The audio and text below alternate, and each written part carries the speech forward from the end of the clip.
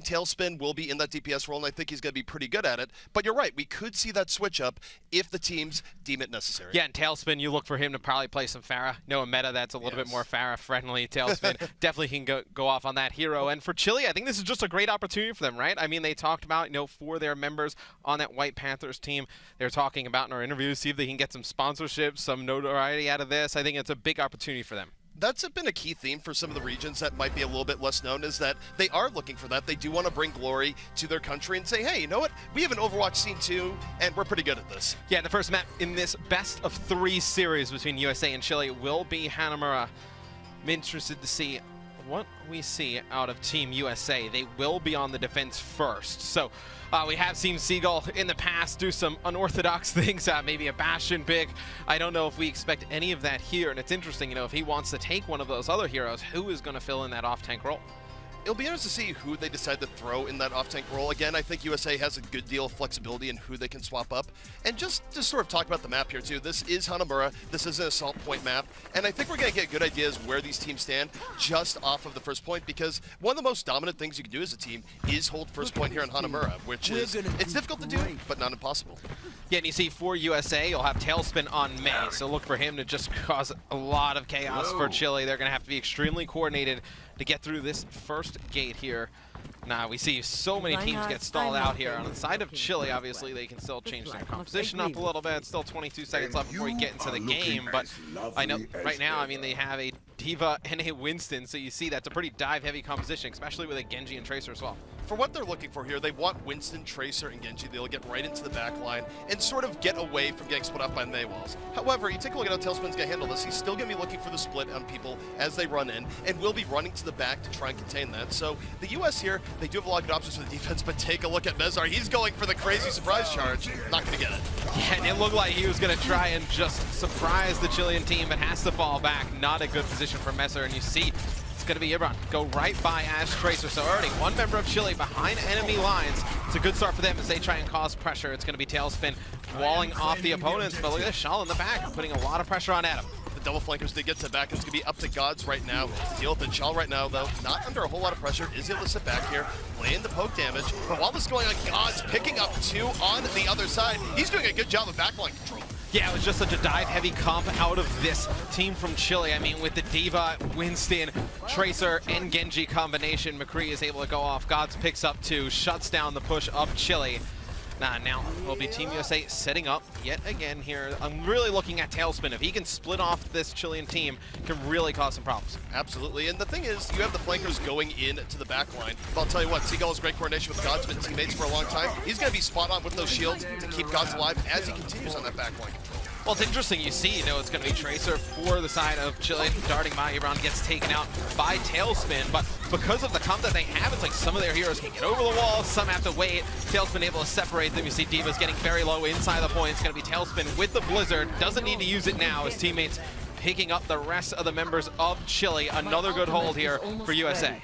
And here's the scary thing here for Chile is that, as you mentioned, ultimates haven't really been used too much by the US. They are going to have a very full ult bank in just a moment here. Everything will be up and on the table. And for Chile, that means they're going to have to go for a junk rush here in a moment. Roll in, try and drain some of those US ults, build up their own in turn, and try and get through. But with only 2 minutes remaining, time is already not their friend right now, X. Yeah, they're changing their comp up a little bit, Chile. They're going to get a Zarya now. They're going to go with a Reinhardt and a Roadhog. So you lose all that engage. You see 2 Graviton Surges coming in. Mezar picks up 2. Gods another one. Tailspin with 1 more. It's going to be Vardock frozen there. They're just not able to take him out right away. Finally finishing him off. Shal, though, still behind enemy lines with that Dragon Blade. Needs his teammates to cause a lot of commotion at that front door. Take some pressure off him. He's going to have to back up.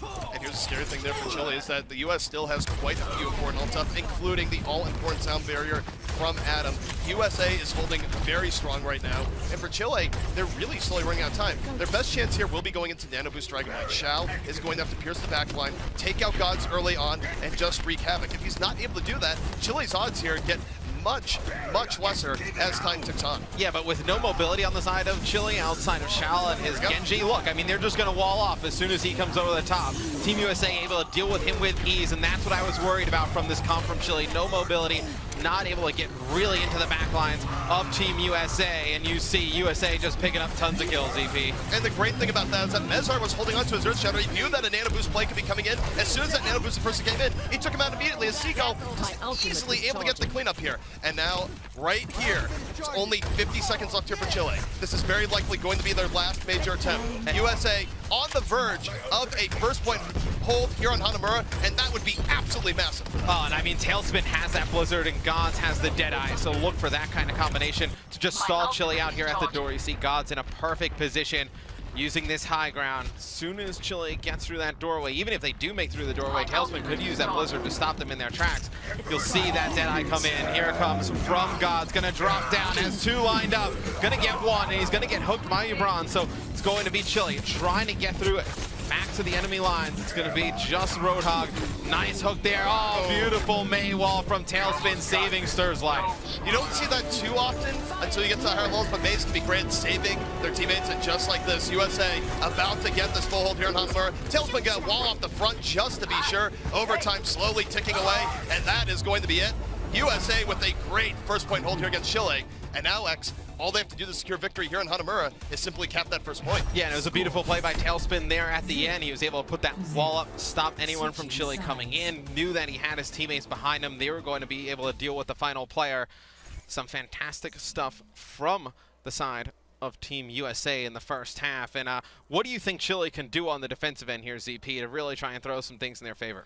I think the key thing is just getting on the same page. A part where Chile was really suffering there is that even when they had people flanking in the back, their front end wasn't exactly going at the same time. The way flanks can be very effective in Overwatch is you have people in the back line, but they go in about the same time as your front, so you create a pincer, you can make things really difficult for the defending team on the offensive end, and unfortunately, their coordination wasn't there, and when they go now on the defense, they're going to need to be more on the same page, because you take a look at how USA was handling things, they were all over it, they were communicating, Seagull was right there with Zarya shields on the Gods, views and pressure. Really good stuff from USA. Yeah, and Seagull had a fantastic first half, finishes things 16-0 on Zarya. Look for him to kind of take some of that, move it into the second half, really get Team USA that first map win on the board. And we can see Chile coming out. They're going to have a Mei, they're going to have a Roadhog, and they're going to have the Reaper. So expecting that USA is going to go with a little bit more tank-heavy composition here. Exactly, and just as a reminder to people as to how Hanamura works here, it's simply the way these assault maps work, you capture the point, you get a point. And because Chile was not able to capture that point, they have 0 points right now. The USA, all they have to do is get that first point, be 1-0, and we'll be going on to the next map.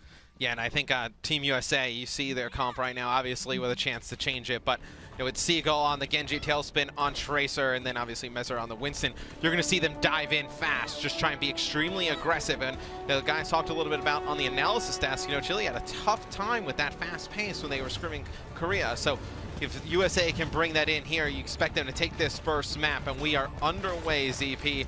We'll jump on with Seagull on Genji, obviously. You've seen him do some incredible things in other tournaments, competitions with this hero. Look for him to be a big factor here for USA. And here we go, Seagull diving right in, immediately landing some damage with the secondary fire. There's one pick off here from the USA. And one thing to keep in mind here is that you don't have to necessarily win the fight outright. The offense does have a respawn advantage. You can slowly wear down the defense. So for the US, they pick up another kill here and then get wiped. Not the biggest deal as, oh my goodness, that hook not exactly doing what is regarded. Seagull gonna get away with one there. You were probably freaking out. As soon as you get hooked, you expected to die, and he just gets out of harm's way. And here comes the rest of Team USA. It's coming in fast. It's gonna be a kill from Seagull, one from Tailspin. Seagull doing a fantastic job staying alive, has the Dragon Blade.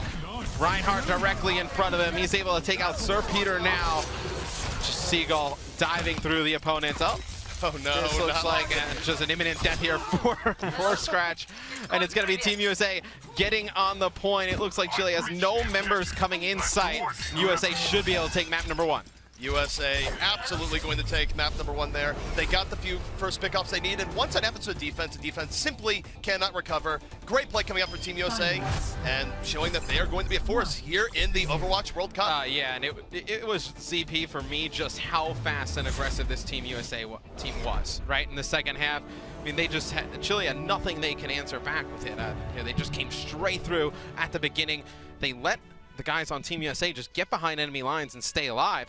And that's what I really think. You know, when Seagull got behind enemy lines is that Genji first, and they did not handle him right away. I think that's where Chile kind of lost the game.